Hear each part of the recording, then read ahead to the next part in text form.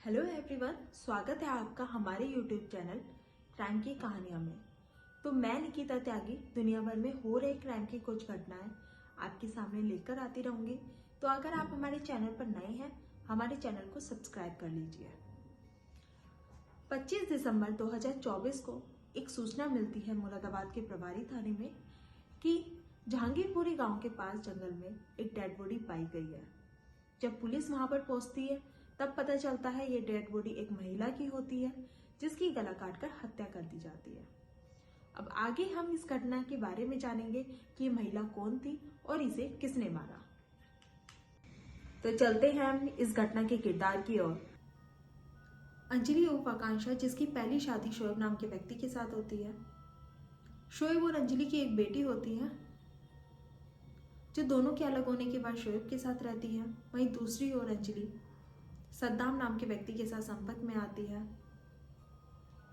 दोनों के बीच में नजदीकियां बढ़ती है और दोनों शादी कर लेते हैं। 2023 में मुरादाबाद में सद्दाम और अंजलि एक किराए का घर देखते हैं। किराए का घर मिलने पर करीबन 1 साल तक वो उस घर पर रहते हैं। सद्दाम एक होटल में काम किया करता था, जिसके चलते वो अक्सर दिल्ली रहता था। वहीं दूसरी ओर आकांक्षा उर्फ अंजलि मुरादाबाद रहती थी। इसी बीच अंजलि की मुलाकात मोहित सैनी नाम के व्यक्ति के साथ होती है। जिस किराए के घर में अंजलि और सद्दाम रहा करते थे, उसी घर के मकान वाले का बेटा मोहित सैनी था, जो पेशे से एक फुटबॉल प्लेयर था और बीकॉम फर्स्ट ईयर का स्टूडेंट था। जब मोहित और अंजलि पहली बार मिलते हैं, दोनों एक दूसरे को पसंद करने लगते हैं। दोनों के बीच में बातें स्टार्ट हो जाती है। दोनों के बीच में काफ़ी नज़दीकियाँ हो जाती है। इन नज़दीकियों को देखकर सद्दाम को कहीं ना कहीं अंजलि पर शक होने लगता है, जिसके चलते वो अंजलि से काफ़ी लड़ाई झगड़े करने लगता है। 31 दिसंबर 2023 को जब सद्दाम दिल्ली से मुरादाबाद आता है, आने के बाद दोनों के बीच में काफ़ी लड़ाइयाँ होती हैं और वो रात को अंजलि से काफ़ी लड़ाई करने के बाद उसके साथ मारपीट करता है। 2-3 दिन बीतते हैं, सद्दाम दिल्ली वापस आ जाता है और अपने काम पर लग जाता है। वहीं दूसरी ओर मोहित अंजलि को दूसरे इलाके में किराए का घर दिलवा देता है, जहां पर अब मोहित और अंजलि खुलेआम मिल सकते थे। मोहित अक्सर वहीं रुका करता था। 6-7 महीने होते हैं, सब सही चल रहा होता है। मोहित और अंजलि दोनों साथ रहते हैं। वहीं इसी बीच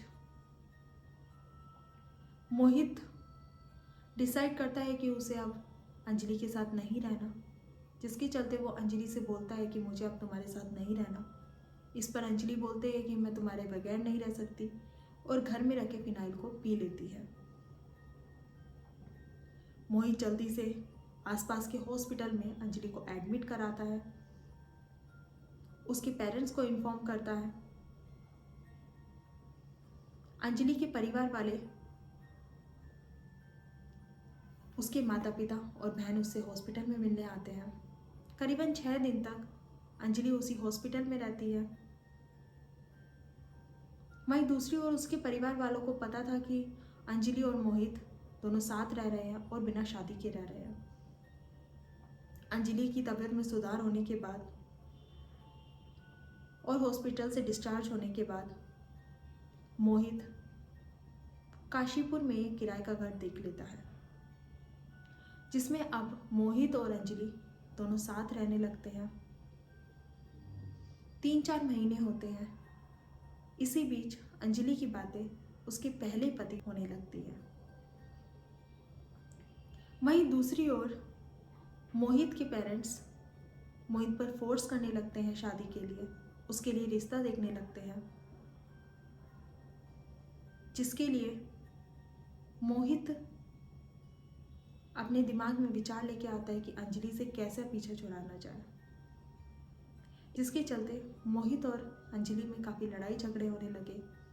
कई बार मोहित ने उसे समझाया कि ना बात करे, पर वो नहीं मानी, उससे बात भी करती थी और मिलने भी जाया करती थी। अब मोहित डिसाइड कर लेता है कि अंजलि से पीछा छुड़ाना है और इसे सबक सिखाना है।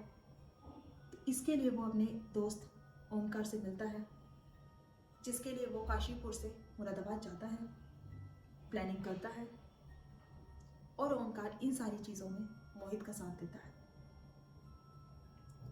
घटना के करीब 10 दिन पहले मोहित कॉस्मेटिक का सामान लेता है और एक उस्तरा लेता है।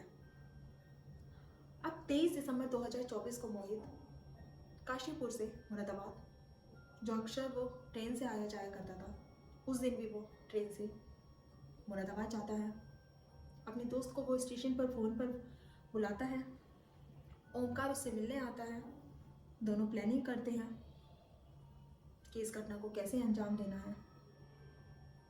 दोनों की बात करने के बाद मोहित उसी दिन वहाँ से वापस आ जाता है। काशीपुर वापस आने के बाद वो अगले दिन ही सुबह दोबारा मुरादाबाद चला जाता है।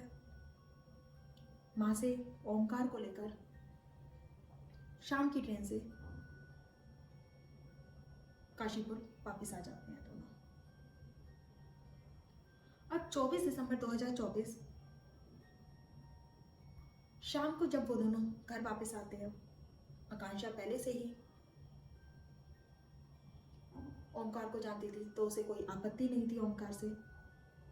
वहीं तीनों डिसाइड करते हैं कि तीनों आज पार्टी करेंगे, जिसके लिए मोहित और ओमकार शराब की बोतल लेने चले जाते हैं। शराब घर लेके आने के बाद तीनों काफ़ी ड्रिंक करते हैं, तीनों ड्रंक होते हैं। 11:30 बजे के करीब तीनों खाना खाते हैं। वहीं दूसरी ओर मोहित के दिमाग में चल रहा था कि कैसे इस घटना को अंजाम देना है। तो वहीं वो एक प्लान बनाता है, जिसके लिए वो झूठ बोलता है कि उसकी माँ की तबीयत काफ़ी ख़राब है और अभी मुरादाबाद के लिए निकलना पड़ेगा। ये सुनकर आकांक्षा और अंजलि तैयार हो जाती है और तीनों उसी टाइम बाइक से निकल जाते हैं। मोहित बाइक पे आगे बैठा होता है, ओमकार बीच में, अंजलि सबसे पीछे बैठी होती है। रास्ते में चलते हुए ओमकार अपनी जेब में से उस्तरा निकालकर मोहित की हुडी में दे देता है। रास्ते में ओमकार अपनी पॉकेट से उस्तरा निकालकर मोहित की हुडी में रख देता है। मोहित सुनसान जगह देखकर टॉयलेट के बहाने बाइक रोकता है। जैसे ही वो बाइक रोकता है, वो आकांक्षा से बोलता है कि मैं तुम्हारे साथ नहीं रह सकता और मुझे तुमसे छुटकारा चाहिए। ओमकार अंजलि का हाथ पकड़ लेता है। वहीं मोहित जेब से उस्तरा निकालकर अंजलि का गला काट देता है। जैसे ही उसके गले पर वार करता है, अंजलि अपना हाथ पैर फटकती है, जिसके चलते ओमकार से हाथ छूट जाता है और अंजलि और मोहित एक गड्ढे में गिर जाते हैं। जैसे तैसे करके ओमकार मोहित को उस गड्ढे से बाहर निकालता है। फिर वो दोनों बाइक को लेकर मुरादाबाद निकल जाते हैं। बाइक में पेट्रोल नहीं था, जिसकी वजह से पेट्रोल पंप पर जाते हैं। वहाँ पर रास्ते में एक खंभा मिलता है बिजली का, जहाँ पर वो मर्डर वेपन को फेंक देते हैं। जैसे ही वो पेट्रोल पंप पर पहुँचते हैं, पेट्रोल पंप बंद होने की वजह से वहाँ पर कोई नहीं था और वो वहाँ पर रखे वाटर कूलर से अपने हाथ पैर साफ करते हैं, जिन पर खून लगा हुआ था। वहाँ से फिर निकल जाते हैं। बाइक में ज़्यादा पेट्रोल नहीं था, जिससे बाइक रास्ते में रुक जाती है। करीबन 2 किलोमीटर तक बाइक खींचने के बाद उन्हें एक पेट्रोल पंप दिखाई देता है। वहाँ से दोनों पेट्रोल भरवाते हैं और फिर मुरादाबाद की ओर निकल जाते हैं। मुरादाबाद आने पर ओमकार के घर मोहित ओमकार को छोड़ देता है और वो अपने घर जाने की वजह सबसे पहले अपने दूसरे दोस्त के घर जाता है, जहाँ पर वो बाइक खड़ी करता है। फिर वो पैदल अपने घर जाता है। घर जाने के बाद किसी को शक ना हो, इसलिए वो अपनी हुडी अपने कपड़ों में रख देता है घर पर ही, और बाकी कपड़े आसपास एक नदी थी जिसमें वो फेंक देता है। अब पुलिस को एक सूचना मिलती है प्रभारी थाने में जहांगीरपुरी के जंगल में एक डेड बॉडी पाई गई है। सूचना मिलने पर पुलिस जैसे क्राइम सीन पर पहुंचती है, इन्वेस्टिगेशन चलती है। आसपास के लोग डेड बॉडी को आइडेंटिफाई नहीं कर पा रहे थे, जिसके चलते पुलिस व्हाट्सएप ग्रुप्स में फ़ोटो डालती है, फ़ोटो शेयर करती है और जल्द ही से बॉडी को आइडेंटिफाई कर लिया जाता है। इन्वेस्टिगेशन के दौरान मोहित और ओमकार तक पुलिस पहुंच जाती है। पहुंचने के बाद दोनों जुर्म अपना कबूल कर लेते हैं। जहाँ एक तरफ ओमकार बोल रहा था कि ये सब मैंने दोस्ती के लिए किया है, वहीं दूसरी तरफ मोहित भी अपना जुर्म कबूल कर लेता है और वो बोलता है कि उसे पीछे छुड़वाना था, जिसके लिए उसने इस घटना को अंजाम दिया। पूछताछ के दौरान पता चलता है कि घटना से 10 दिन पहले मोहित ने ये सब एक वेब सीरीज देखी थी, जिसको देखने के बाद उसे एक आइडिया मिला था गला काटने का। उस तरह से वो वेब सीरीज थी मिर्जापुर, और इसमें इसका साथ उसके दोस्त ओमकार ने दिया था। के दौरान उनके मर्डर वेपन का पता चलता है कि उन्होंने कहाँ मर्डर वेपन फेंका था। वहाँ से पुलिस बरामद कर लेती है उस मर्डर वेपन को, और आज दोनों जेल में हैं और उन दोनों को जल्दी से जल्दी कड़ी सजा सुनाई जाएगी। गीता त्यागी, मिलती हूँ आपको नई घटना के साथ। तो अगर आपको मेरी वीडियो पसंद आई है, लाइक, कमेंट एंड सब्सक्राइब कीजिए। Thank you.